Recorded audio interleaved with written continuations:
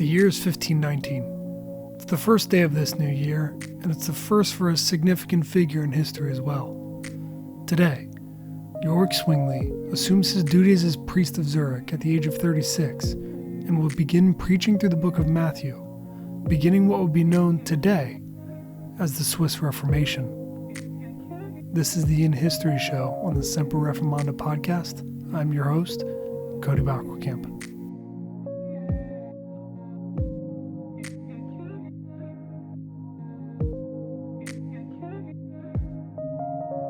It was but 2 years ago that the Reformation as we know it was sparked by a German monk named Martin Luther nailing the 95 Theses onto the door of Wittenberg's castle church. What most knows the Reformation sparked by Luther is not really the case historically.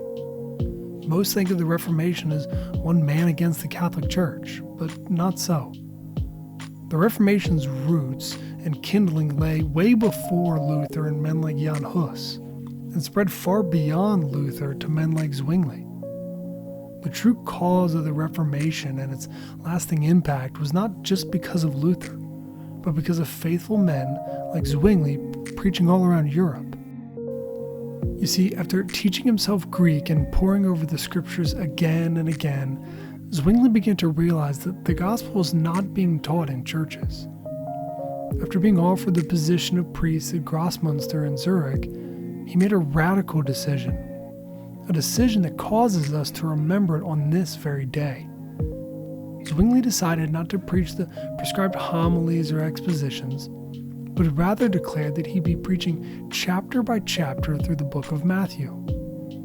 While today this may seem normal to us, what is now called expositional preaching, back then, however, this was an unprecedented decision that resulted in people flocking to hear him.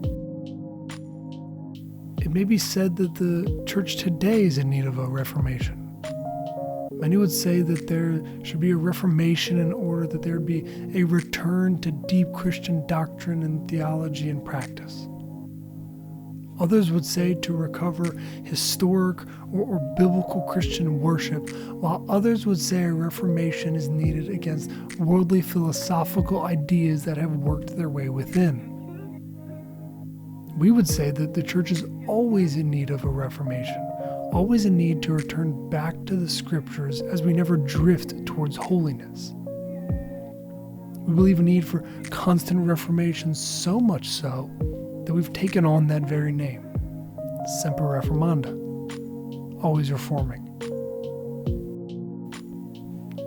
Whatever the need for reformation, whatever the direction of that reformation, the question is how.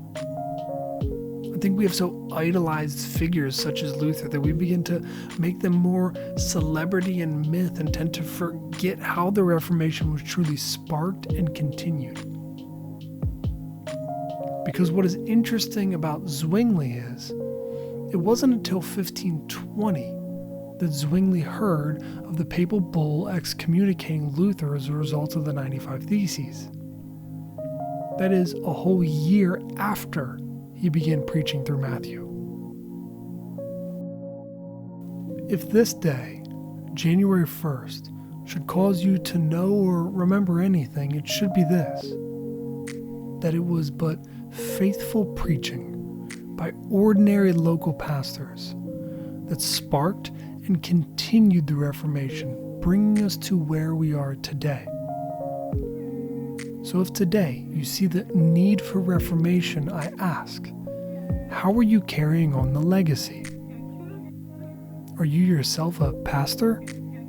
If so, let me ask, how's your preaching?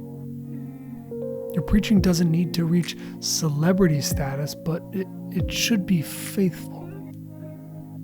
Are you faithfully walking through the scriptures, saying no more than what God has said? If you're not a pastor, I ask, how are you studying the scriptures?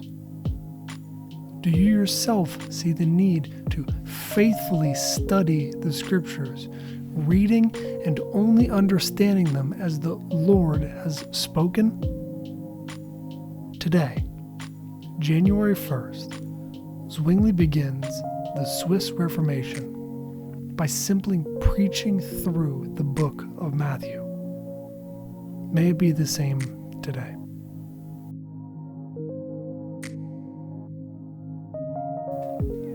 This episode of the Semper Reformanda podcast was written and produced by me. Special thanks to Josh Koval for the music. Thanks. We'll see you next time.